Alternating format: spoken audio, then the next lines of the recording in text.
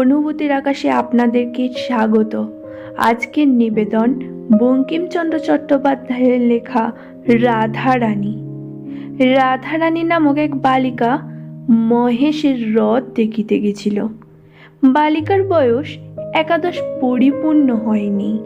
তাহাদের অবস্থা পূর্বে ভালো ছিল, বড় মানুষের মেয়ে, কিন্তু তার পিতা নেই। তার মাতার সঙ্গে একজন জ্ঞাতির একটি মোকদ্দমা হয়। সর্বস্ব লইয়াই মোকদ্দমাটি বিধবা হাইকোর্টে হারিল। সে হারিবা মাত্রই ডিক্কিদার জ্ঞাতি জারি করিয়া ভরদর্শন হইতে উহাদেরকে বাহির করিয়া দিল। প্রায় 10 লক্ষ টাকার সম্পত্তি ডিক্কিদার সকলই লইল। খরচা ও ওয়াসিলা দিতে নগদ যাহা ছিল তাহাও গেল। রাধারানীর মাতা অলঙ্কারাদি বিক্রি করিয়া প্রিভি কাউন্সিলে একটি আপিল করিল, কিন্তু আহারের সংস্থা রইল না। বিধবা একটি কুটিরে আশ্রয় লইল। কোনো প্রকার শারীরিক পরিশ্রম করিয়া দিনপাত করিতে লাগিল। রাধারানীর বিবাহ দিতে পারিল না, কিন্তু দুর্ভাগ্যক্রমে রথের পূর্বে রাধারানীর মা ঘোরতর পীড়িত হইল। সে কয়েক পরিশ্রম দিনপাত হইত, তাহাও বন্ধ হইল। সুতরাং আহার চলে না। মাতা রোগা, এই জন্য কাজে কাজেই তার উপবাস। রাধারানী জুটিল না বলিয়ে তারও উপবাস। রথের দিন তার মা একটু বিশেষই হইল। পথ্যের প্রয়োজন হইল, কিন্তু পথ্য কোথায়, কে দেবে? রাধারানী কাঁদিতে কাঁদিতে কতগুলি বনফুল তুলিয়া তাহার মালা গাঁথিল। মনে করিল যে এই মালা রথের হাতে বিক্রি করিয়া 2-1 পয়সা পাইবে, তাহাতেই মার পথ্য হইবে।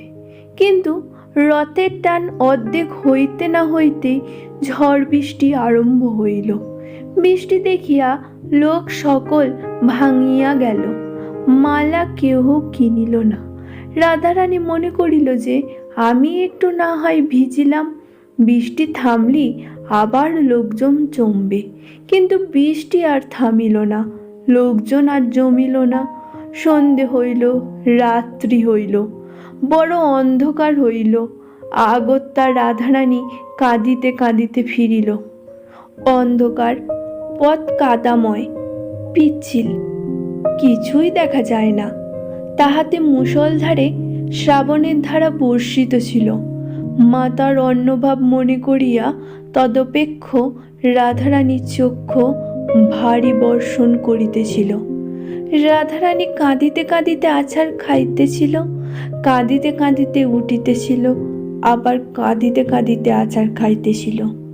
2 গণ্ড বিলম্বী ঘন কৃষ্ণ অলঙ্কাবলী বহিয়া করিব বাহিয়া বৃষ্টির জল পড়িয়া ভাসিয়া যাইতেছিল। তথাপি রাধারানী সেই 1 পয়সার বনফুল মালা বুকে করিয়া রাখিয়াছিল, ফেলেনি। এমতো সময় অন্ধকারে হঠাৎ কে আসিয়া রাধারানীর ঘাড়ের ওপর পড়িল। রাধারানী এতক্ষণে উচ্চ স্বরে ডাকিয়া কাঁদে নেই, এই ক্ষণে উচ্চ স্বরে কাঁদিল। যে ঘাড়ের ওপর আসিয়া পড়িয়াছিল সে বলিল, কে গা তুমি কাঁদো? পুরুষ মানুষের গলা, কিন্তু কণ্ঠস্বর শুনিয়া রাধারানীর রোদন বন্ধ হইল।